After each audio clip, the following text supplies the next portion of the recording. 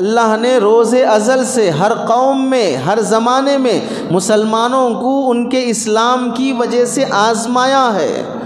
और आज़माने पर मकसद ये है कि इनके ईमान को मजबूत किया जाए, इन्हें तरक्की दी जाए,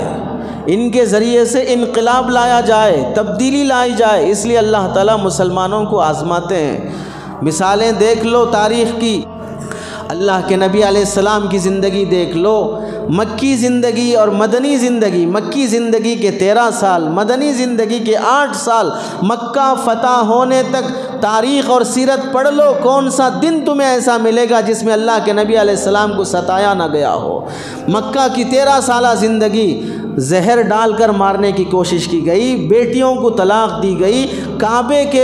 काबेतुल्लाह के अंदर, काबे के मैदान में फांसी देने की कोशिश की गई, ऊंट की ओजड़ी लाकर डाली गई, बेटियों को तलाक दिया गया, घर का घेरा करके 100 कातिलों ने कत्ल करके मॉब लिंचिंग करने की कोशिश की। अल्लाह के नबी अलैहिस्सलाम को अपने ही शहर में, अपने ही लोगों ने, अपने ही घर वालों के साथ शोबे अबी तालिब में 3 साल का बाइकाट, कोई उनसे बात नहीं करेगा, बिजनेस नहीं करेगा, कोई सामान खरीदो फरोख्त नहीं करेगा, यहाँ तक के भूख से बच्चे और माओं के सीने से दूध खुश्क हो जाता है, बच्चे दूध के लिए तड़पते हैं, पानी का खतरा नहीं है, दरख्त के पत्ते खाकर भूख मिटाते हैं, उनकी गिलाजत मोशन भी मेंगनियों की तरह होता है, बच्चे दूध से बिलखते हैं तो माएँ उनका तड़पना देखकर बच्चों से पहले अपनी जान देने को तैयार हो जाती हैं। ऐसा 1-2 दिन नहीं, 3 साल तक नबी के साथ, नबी के सहाबा को मक्के के अंदर एक घाटी के अंदर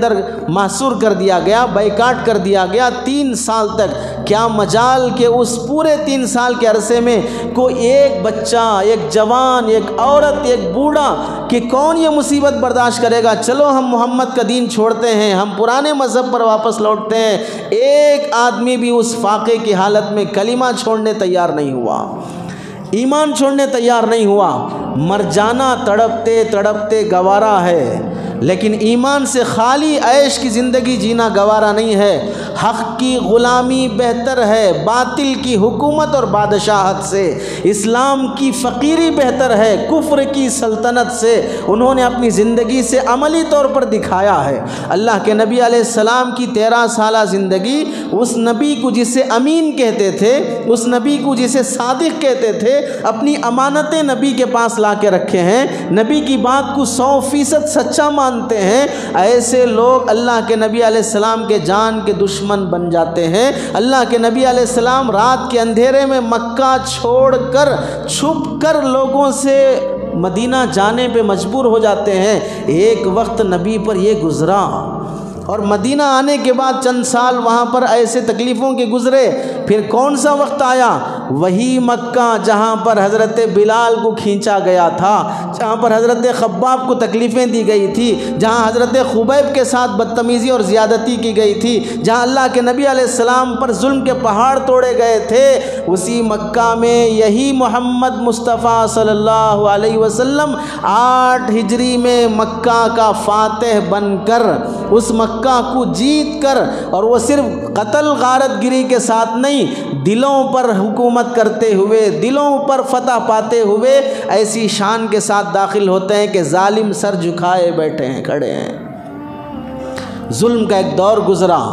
और फिर मज़लूम मुसलमानों को अल्लाह ने ऐसी तरक्की दी कि जिस काबे में 2 रकात नमाज पढ़ने की इजाज़त नहीं थी, आज उस काबे की चाबी अल्लाह के नबी के हाथ में है। जिस काबे में चारों तरफ बुत रखे हुए थे, आज वो काबतुल्लाह अल्लाह के नबी अलैहिस्सलाम के हाथ में है कि जब जो अल्लाह का नबी हुक्म फरमाएगा वो अब जारी होगा। ऐसा अल्लाह ताला नबी की ज़िंदगी में दिखाए, और ज़ालिमों को एक ही वक्त में 70 ज़ालिमों को मैदान जंग में दफन कर दिए हैं और उन्हें जहन्नम में पहुंचा दिए हैं। ऐसा दौर अल्लाह के नबी पर आया है।